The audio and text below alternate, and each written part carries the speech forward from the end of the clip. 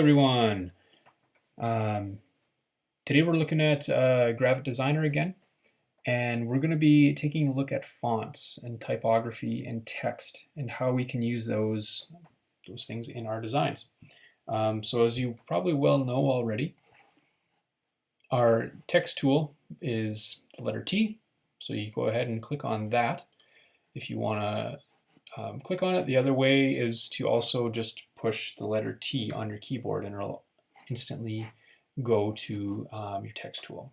Knowing shortcuts is very, very important to having a fast workflow in your designs. You want to be able to find stuff really quick just by typing on a keyboard, because that takes a microsecond compared to like going up and finding the letter T and actually clicking it, right? So knowing your shortcuts is going to be really important. So once you have your text tool selected, you just click and it automatically should start giving you some options for what you can type. So you just type whatever you want. You can call it demo text or whatever you want. And if you click off, you will have all these options where you can rotate if you want. You can increase the size of the box. Oops. So if you want a bigger size text box there, that's where you can do that as well. Same thing with that. I'm just going to leave it like that for now. As long as you have your text clicked on, you should have this box around your text. And you can go over here and you can pick your font. So under this Appearance tab, you should have, first of all, you can pick your color, right? So if you want it to be red or whatever, you can do that. You can change the font. So Gravit actually has a pretty impressive repertoire of fonts built right in. It actually is pretty good. So make good use of what's actually in the program. But there is there is quite a pretty good repertoire here, which is great to see. I'm going to go ahead and I'm just going to pick the. You can also search for fonts. So there's one called Roboto. It's kind of just your standard sort of a text. I'm going to crank up the size a little bit so you can go through and you can just select the size that you want. You can also click on it and scroll over top of your the number just with your scroll wheel or your touchpad. That will increase or decrease the size as well. There's also different weights that you can play with, right? They're not weights, but your text styles. So, for instance, Roboto has a pretty impressive list of different styles that you can apply to your text. So if you wanted a thin text, it would make it really thin. If you wanted a heavy italic, you can do that, right? So there's lots of different styles that you can play with that are good to make use of, right? Know your options and apply the best text that makes the most sense for your design. Now you can also go through and do your bolds and italicizing and underlining. All that is there as well. You'll notice that as soon as I went to bold, that it went to bold on here. So if I unbold, it's just going to go back to regular. And before I wanted it on thin or whatever I had it on. Get it on light, doesn't really matter.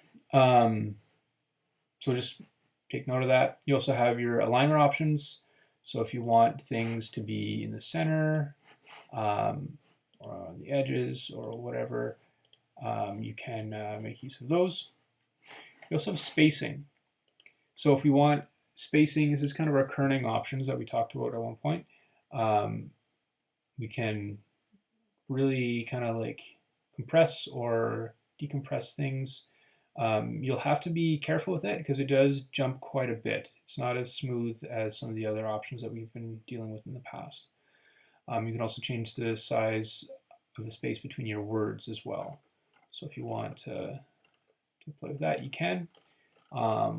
Remember that 0 is always just your standard. Right? So if you want to reset, just type in the letter or the number 0 and you're good to go. Also do lines. So if we have this and go another demo text, you can change the line spacing. Right. So this one is a lot more finicky, right? So if I wanted to go, say, 150, just gonna go like that first. 150, right there. Now it's popping down. So you gotta have the whole text selected to do that. You have opacity, your blending styles, etc. Don't worry about this stuff down here too much. But your opacity here, right, if you want to give it a paler look or more of a transparent look, blending styles, that's important if you had some sort of, maybe some sort of design or something underneath that you wanted it to kind of pop out from. You could play with that. Let's get this on top. So you could play with your blending styles and stuff with that, which could be kind of fun.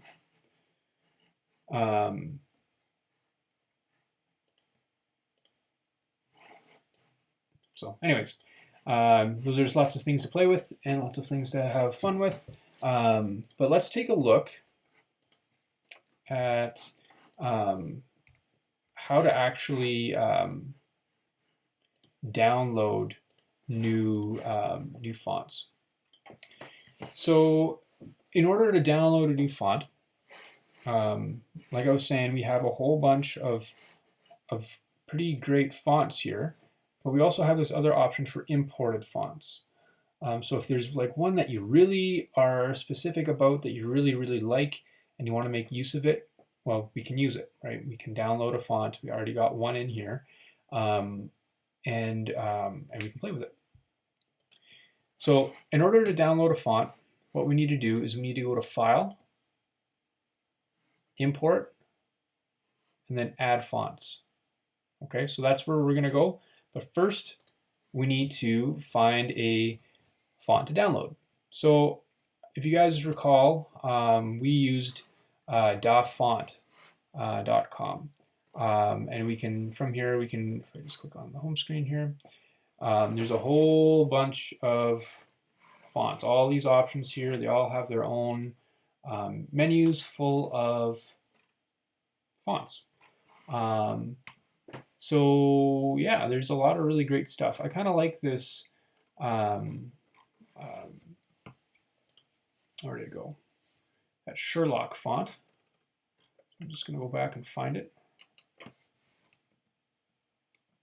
Doesn't really matter which one you pick, but I'm going to go with this Sherlock font. Can't remember where I found it. And then if you click on it, you can go back one more time. You can download it right from here. Or you can also click, and there's a download button there as well. I'm just going to download it from here, and it should go automatically into your downloads folder. Just take a minute.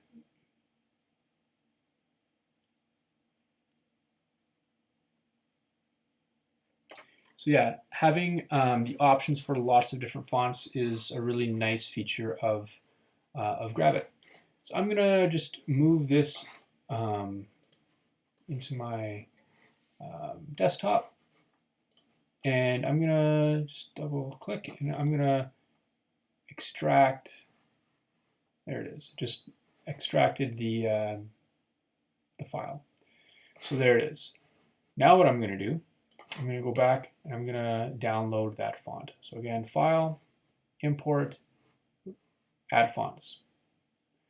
And it should say maybe possibly from your downloads, but I put it on the desktop just so I could find it a little easier. As long as you know where it is, it might be really easy to find. You may need to change your file format from custom files to all files. So there should be a little button under options or something like that in your little pop-up menu that pops up. Just make sure that that says all files. I'm gonna click on that, and I'm gonna, doesn't matter whether it's OTF or TTF, they're basically the same thing. It just has to do with your file type. If you look at it, they're identical. So I'm just gonna click on TTF, push open. And now, when I go to my text option, I should have in my imported fonts, Sherlock, right? So there it is. Awesome.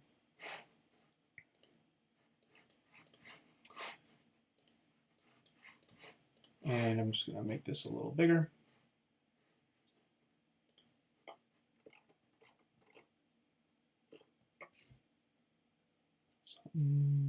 Like, let's be a little choppy. That's okay. That's good enough. Great. So that's how we download fonts and can use some fonts. There's one other thing that I want to show you with the text tool, and that is how you can combine text with paths. Paths are basically our vector shapes, right? The outline of our vector shapes. So if I go to my pen tool, or my path tool, and let's just say I make a curve. Any sort of curve will do. It can be as curly or not as you like. You can just push escape to deselect. I'm just going to edit it a little bit, make it not quite as crazy. Something like that looks great. With our text tool, we can actually see if when I have my text tool outlined and I hover right over top of that line, that stroke, that path, there's two things that happen. One, my actual path kind of has a bit of a pink hue to it. The other thing is over here, on my path, that gets highlighted. So that means when I click, now I can type along this path. Nope, just type, click something.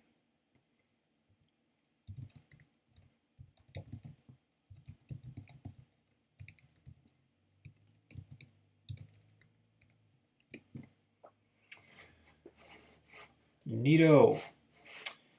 And then, if we don't want this path, we can just hide it, right? So that's no longer there, and we have a text along a path, which is great. That's actually really, really nice. We can continue to edit our fonts. So if I want this really big, right, it's even too big. I can also, this little button here, I think we need to have our subselection. No, if you have your button selected there, your mouse button, mouse tool selected, selection tool, you'll be able to play around with that, your positioning as well. So that's pretty nice. So yeah, that is that's the type tool. So play around with that, have some fun with it.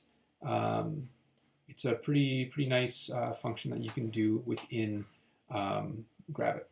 One other thing is our path can continue to be edited. I believe I can just click on it again.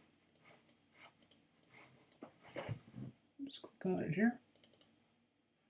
You should be able to continue to edit your path even though the there's text on it, right? So you can do quite a bit of cool stuff with it, right? So yeah, play around with that today, and good luck.